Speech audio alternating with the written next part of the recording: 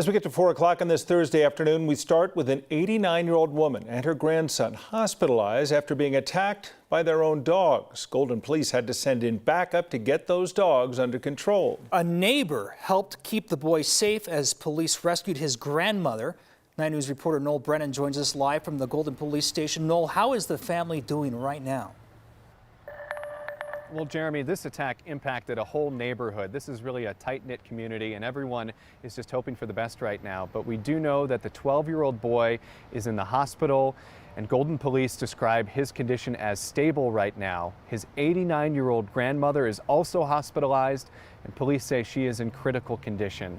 Today, I did speak to a neighbor who lives right across the street from where this attack happened in Southeast Golden yesterday afternoon. She says the boy ran across the street to her front door. He was bleeding from his arms and legs and was screaming for help. The neighbor immediately called 911 and stayed with the boy until police and paramedics showed up. As the boy ran for help, his grandmother was being attacked in the backyard of the house. Golden police say 2 pit bulls were attacking her. The first 4 officers on scene tried using tasers, and they fired non-lethal rounds to stop the dogs. But police say officers had to use a human shield to get between the woman and those 2 dogs so that they could eventually rescue her. A sergeant with Golden Police who responded to the call says it was just a very tough scene. I can't imagine what this family's going through. I cannot imagine how near and dear animals are to all of our lives and how important our pets are to us. This is a tragic, tragic situation that occurred for both that family, both those animals, and not to mention our responding officers. The 2 dogs involved in the attack were captured yesterday and they were taken to a local vet. Golden Police say one of the dogs was put down because of its injuries. The city of Golden does not have any law in the books right now banning any particular dog breeds, but the city does require all dogs to be registered, licensed, and vaccinated. Guys, Golden Police say they have not received a single complaint before this attack about those 2 dogs at the house. Yeah, there's so much to discuss here. You talk about the legal aspects of it, but more importantly, the aspects of all of us who have pets and understanding that relationship and what this family faces going forward, Noel. Yeah, absolutely. It's such a difficult situation. Golden Police say it was tough for their officers. They usually have canines that they work with all the time. And to see a dog attack a human and for it to be such a severe attack was really difficult for them. And of course, everyone is just hoping for the best for this grandmother and her grandson who are still in the hospital right now, recovering from injuries. Certainly. Yeah. All right. Thank you, Noel. The deaths of 5 people in a Commerce City apartment 7 months ago put the fentanyl crisis on the national stage this year. And yesterday, prosecutors announced they don't have enough evidence to charge anyone in that case. Well, now one of the victimized families is speaking out. 5 people were found dead after ingesting what they thought was cocaine back in February. 6 months later, we hear from the sister and mother of Karina Rodriguez. They want laws to toughen up so police and prosecutors can arrest those who are responsible. You know, I saw her 24 hours before she was gone. And she's just so full of life and so full of happiness, and then she was just not here, and it doesn't make any sense. Felice and her mother Debbie have lived with loss for 6 months. It's a definite crisis and it has to stop. It has to stop. And it just seems like the higher ups aren't doing anything about it. Karina Rodriguez was just 28 years old and a mother when she was among 5 people found dead in a Commerce City apartment last February. Evidence released in the case reveals the image of cocaine they were consuming that night. Investigators believe the victims had no idea it was laced with toxic levels of fentanyl. My daughter may have made a poor choice that night. You know, her and my son-in-law and their friends, but they thought they were going to have some fun, and they died. They all died. Killing people who have no idea that that's what they're getting and that's what they're into, and they don't even get the chance to say, oh, I messed up. This week, prosecutors announced they cannot prove exactly who supplied drugs that were lethal. We've examined every piece of evidence, and we don't have the evidence to charge anyone. The district attorney wouldn't say if they identified any suspects, but for Karina's family, they believe a killer knows what they did as they walk free. Who knows how many other people have died because of them, you know? They should, own up to what they did. And I know that they probably didn't mean to. I know they probably didn't mean for this to happen. And I understand that people make mistakes, obviously. But they devastated lives. They both say state fentanyl laws need to get tougher so investigators can bring murder charges against dealers. It's just frustrating to know that they probably know that they had something that was that horrible, and that these 5 people, left behind families, kids, parents, with no answers and no resolution to this, The district attorney's office says the case will not be officially closed, but calls it a cold case. They hope someone will come forward with more information.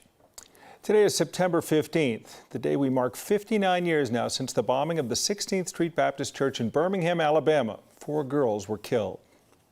Addie Mae Collins, Denise McNair, Carol Robertson, and Cynthia Wesley.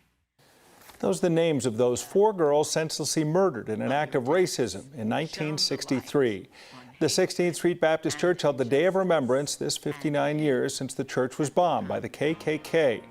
Today they started with a memorial service, then a ribbon cutting for the restoration of the parsonage, and it ended with a luncheon with those attending vowing to remember this day and the lives lost. It has brought a lot of change. It's a long ways to go, but to see that the girls, it was horrible death, but things are changing. The former Secretary of State Condoleezza Rice was just 8 years old at the time of the bombing, both a classmate and a friend of Carol Denise McNair. On the day of the bombing, Condoleezza Rice was at her father's church, located just a few blocks from the blast. We continue to learn new relationships about the relationship between an Alabama inmate and the prison guard who helped him escape back in April. The Lauderdale County Sheriff said the 2 spoke on the phone more than 900 times in the months before their getaway, including sexually explicit calls. The calls all came before Vicki White helped Casey White, who are not related, escape from a detention center, leading to an 11-day manhunt. It came to a deadly end for the prison guard in Indiana. She died of a single gunshot to the head. That was ruled as suicide. The escapee was arrested and went back to the same correctional facility in Alabama. He is charged with escape in the first degree. He was originally in jail to face capital murder charges from a 2015 stabbing death. As we take a look outside on this Thursday, some beautiful blue skies and puffy clouds after yesterday's rain in the afternoon. And Kathy's with us now as we get to this middle part of September. Pretty much everything's on the table.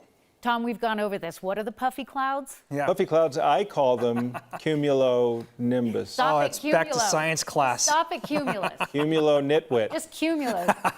Cumulo. This is our 4 o'clock delicious show every day. We feel like we learn something new that's not always correct. Thank you, Tom. Yeah. You guys, we are heading into the last weekend of summer. I mean, it's almost fall, just days. I know, heavy exhale.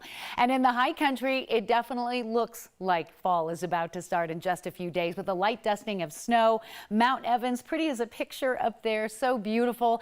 Many areas in the high country and some of the high country valleys seeing dense fog as well up across Loveland Pass, which also is something that was sort of a problem for motorists early today as they're taking a look at the beautiful conditions on that I-70 drive this afternoon. But in downtown Denver, it's all about those puffy clouds, and those puffy cumulus clouds are going to bring some rain to many areas tonight. Across the Continental Divide, it's beautiful. How about 75 in Denver today, 77 in Greeley, below average for a change, and that's a trend that stops today. The thunderstorms that we're tracking turning severe in Nebraska and Kansas, but just holding a bit of lightning and wind, maybe some pea-sized hail down around the Colorado Springs area as they march off toward the east.